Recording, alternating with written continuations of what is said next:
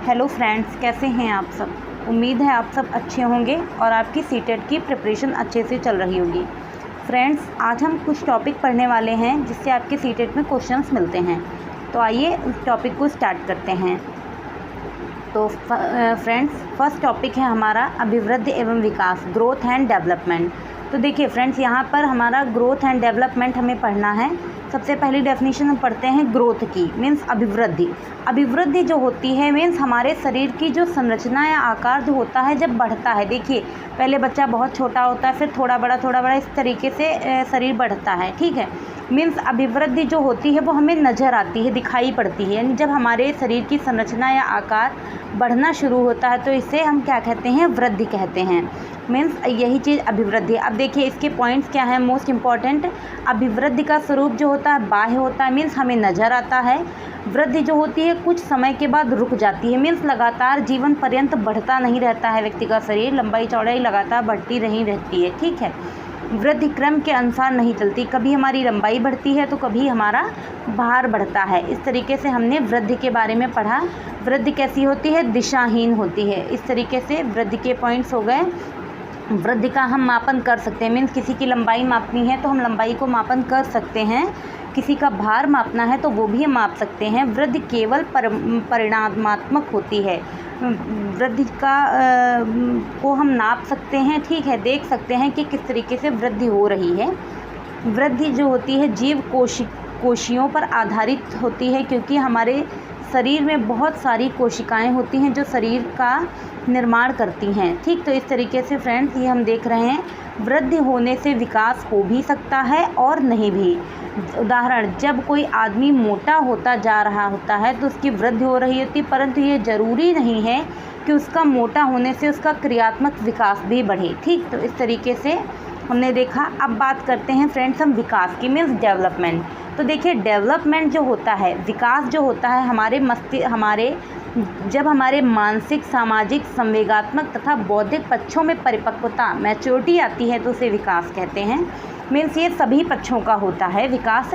और विकास का स्वरूप जो होता है आंतरिक एवं बाह्य दोनों होता है, ठीक है। डेवलपमेंट होगा तो हमें नज़र भी आएगा और आंतरिक भी होता है, ठीक है। उदाहरण के लिए मस्तिष्क और भाषा ज्ञान। विकास जो होता है जीवन पर्यंत चलता रहता है, मीन्स विकास जो होता है जन्म से स्टार्ट हो जाता है और जीवन पर्यंत चलती रहने वाली प्रक्रिया है डेवलपमेंट।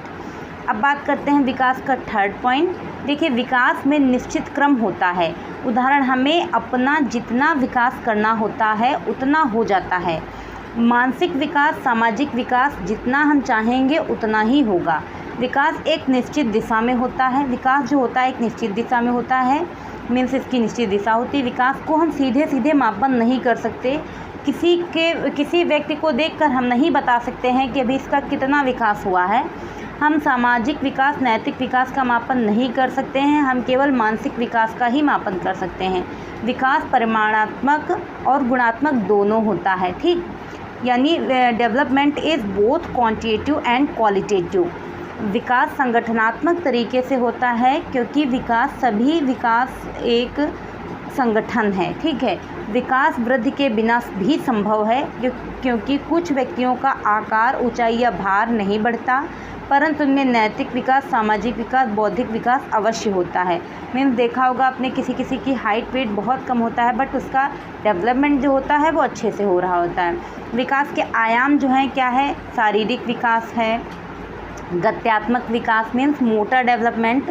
इसमें क्या होता है, यह एक तरह से बालक के शारीरिक विकास से ही जुड़ा होता है। यह मसल्स, हड्डियों की क्षमता और उन पर कंट्रोल करने से संबंधित होता है। गामक विकास में बालकों के दौड़ने, कूदने, चलने, भोजन करने आदि विषय को शामिल किया जाता है। इसको दो भागों में बांटा गया है। देखिए, fine motor skills and gross motor skill. देखिए, फाइन मोटर स्किल्स क्या हैं। फाइन मोटर स्किल्स, इसमें मसल्स का यूज़ कम होता है। देखिए, कि फाइन मोटर स्किल जैसे हम लिख रहे हैं, राइटिंग कर रहे हैं, तो उसमें मसल्स का यूज़ कम हो रहा है। कलरिंग कर रहे हैं, कटिंग कर रहे हैं, या फिर बेकिंग, चपाती मीन्स रोटी वगैरह कुछ भी बना रहे हैं, उस तरीके से जो में हम स्लो काम कर रहे हैं, आराम से, उसमें मसल्स का कम यूज़ होता है। जबकि ग्रॉस मोटर स्किल्स देखिए, इसमें मसल्स का ज़्यादा यूज़ होता है, जैसे स्विमिंग है, जंपिंग है, रनिंग है, ठीक, इसमें सब में मसल्स का यूज़ ज़्यादा होता है। अब देखिए, मानसिक विकास, संज्ञानात्मक विकास, ये विकास के एक आयाम हैं, ठीक है। सामाजिक विकास, संवेगात्मक विकास, नैतिक विकास, ठीक है। मानसिक विकास व्यक्ति के मस्तिष्क से जुड़ा होता है। सामाजिक विकास उसका देखिए समाज में क्या किस तरीके से वो क्या कर रहा है, ये सोशल डेवलपमेंट है। सांवेगिक विकास मीन्स उसके इमोशनल डेवलपमेंट से रिलेटेड है। और नैतिक विकास मोरल डेवलपमेंट। इस तरीके से हमने डेवलपमेंट के बारे में पढ़ लिया है, अच्छे से आपको अच्छे से समझ में भी आ गया होगा। अब बात कर लेते हैं हम फ्रेंड्स बाल विकास के सिद्धांत। ये भी बहुत इंपॉर्टेंट है। Principle of child development, child development के से रिलेटेड क्वेश्चन आते हैं आपके पेपर में, तो अच्छे से पढ़ लीजिएगा। पहला क्या है, समान प्रतिमान का सिद्धांत। इसमें बताया गया है कि प्रत्येक जाति अपनी जाति के अनुरूप के विकास के प्रतिमान का अनुसरण करती है। जैसे मानव है, हाथी है, मीन्स समान प्रतिमान का सिद्धांत यही कहता है कि प्रत्येक जाति जो होती है अपनी जाति के अनुरूप के विकास के प्रतिमान का अनुसरण करती है। और विकास की दिशा का सिद्धांत देखिए, प्रिंसिपल ऑफ डायरेक्शन। इसमें क्या बताया जा रहा है, विकास जो होता है मस्तकाधोमुखी होता है, मीन्स सिफेलोपोडल होता है। इसका मतलब हो गया कि विकास की दिशा सिर से पैर की ओर होती है। अच्छे से इसको याद कर लीजिएगा। विकास जो होता है मस्तकाधोमुखी होता है। और दूसरा चीज़ क्या होता है, समीप दुरभिमुख प्रॉक्सिमोडियल होता है। इसमें क्या हो गया, दूसरी तरफ जब हमारे विकास का क्रम मध्य से शुरू होकर बाहर की तरफ होता है तो यह समीप दुरभिमुख होता है, ठीक है। इस तरीके से हम कह सकते हैं विकास जो है क्रमिक होता है। तो एक क्या हो गया जाके मस्तकाधोमुखी और दूसरा समीप दुरभिमुख हो गया। दूसरा है निरंतरता का सिद्धांत, मीन्स जो विकास होता है निरंतरता का सिद्धांत कहता है विकास जीवन पर्यंत चलने वाली प्रक्रिया है, मीन्स कभी ना रुकने वाली प्रक्रिया है विकास। ये जीवन पर्यंत चलती रहती है, बस इसकी गति जो होती है कभी धीमी हो जाती है कभी तेज हो जाती है, ठीक। तो आपके में अगर पॉइंट है विकास जीवन पर्यंत चलने वाली प्रक्रिया है तो ये निरंतरता के सिद्धांत से संबंधित है। सामान्य से विशिष्ट क्रियाओं का सिद्धांत यानी principle of general to specific response. हमारा विकास जो होता है सदैव सामान्य से विशिष्ट क्रियाओं की ओर ही चलता है, ना कि विशिष्ट से सामान्य की ओर, ठीक। सामान्य से विशिष्ट की ओर चलता है, जैसे उठना, बैठना, चलना, दौड़ना। पूर्वानुमान का सिद्धांत यानी प्रिंसिपल ऑफ प्रिडिक्टिबिलिटी यानी प्रिडिक्शन से रिलेटेड है। विकास पूर्वानुमान होता है क्योंकि हम पहले अनुमान लगा सकते हैं कि विकास किस दिशा में ज़्यादा होगा। अगला विकास का सिद्धांत हो गया एकीकरण का सिद्धांत, प्रिंसिपल ऑफ यूनिटरी प्रोसेस। बच्चों में एकीकरण का गुण पाया जाता है। जब हम किसी एक काम को करने के लिए अपने हाथ पैरों को एक साथ मिलाकर काम करते हैं तो वह एकीकरण का सिद्धांत कहलाता है। अब बात करते हैं हम व्यक्तिगत भिन्नता का सिद्धांत। तो देखिए फ्रेंड्स, व्यक्तिगत भिन्नता का सिद्धांत प्रिंसिपल ऑफ इंडिविजुअल डिफरेंस। बच्चों का विकास व्यक्तिगत विभिन्नता के अनुसार चलता है। इसमें किसी में विकास की गति तेज होती है तो किसी में कम होती है। वर्तुलाकार बनाम रेखीय प्रगति का सिद्धांत principle of spiral versus linear advancement. यहाँ पर देखिए क्या हो जाएगा, विकास कभी भी रेखीय नहीं होता है। देखिए यहाँ पे रेखीय होगा, विकास कभी भी रेखीय नहीं होता है, मतलब वह कभी भी सीधी रेखा में नहीं होता है। कभी उसकी गति धीमी होती है कभी तेज होती है। मीन्स विकास जो होता है वर्तुलाकार होता है, स्पाइरल होता है।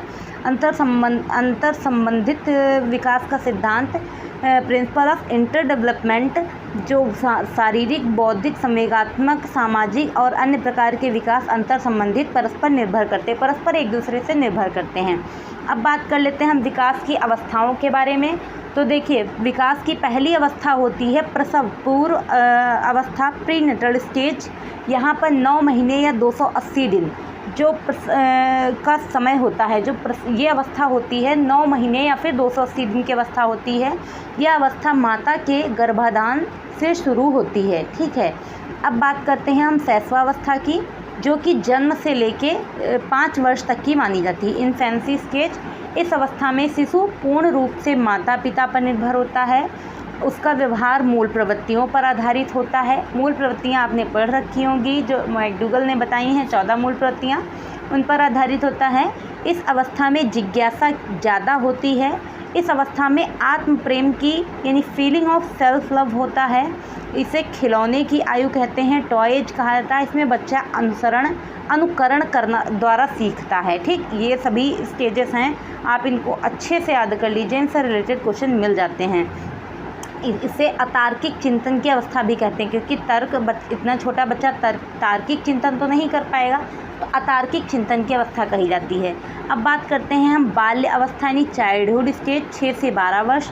इसे तार्किक चिंतन लॉजिकल थिंकिंग की अवस्था कहा जाता है।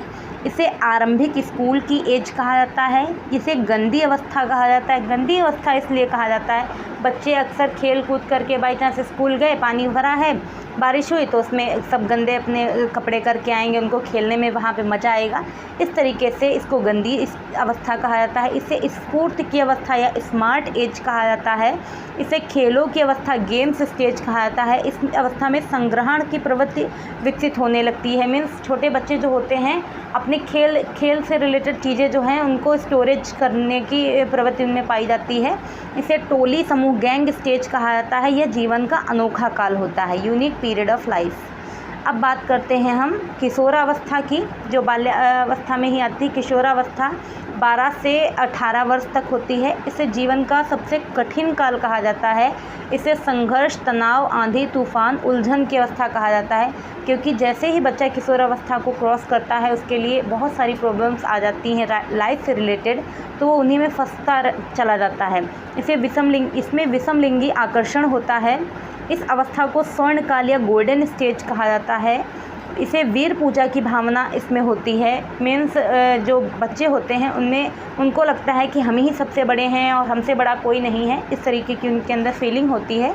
इस अवस्था में बच्चे अमूर्त चिंतन में एब्स्ट्रैक्ट थिंकिंग करते हैं। तो फ्रेंड्स, इस तरीके से हमने आज की क्लास को अच्छे से कंप्लीट कर लिया है। आप पूरी क्लास को अच्छे से पढ़ लीजिएगा तो आपके ये 2 टॉपिक आज के तैयार हो जाएंगे, एक अभिवृद्धि और विकास और दूसरा ये बाल्यावस्था की अवस्थाएं। ठीक है, ये आपके चैप्टर 2 तैयार हो जाएंगे। अब इसके आगे के चैप्टर लेके आएंगे हम अपने वीडियो में कल। तो तब तक के लिए आप इस वीडियो को खूब अच्छे से पढ़िएगा और अगर हमारे वीडियोस अच्छे लग रहे हैं तो लाइक, शेयर एंड कमेंट कीजिएगा। Thank you.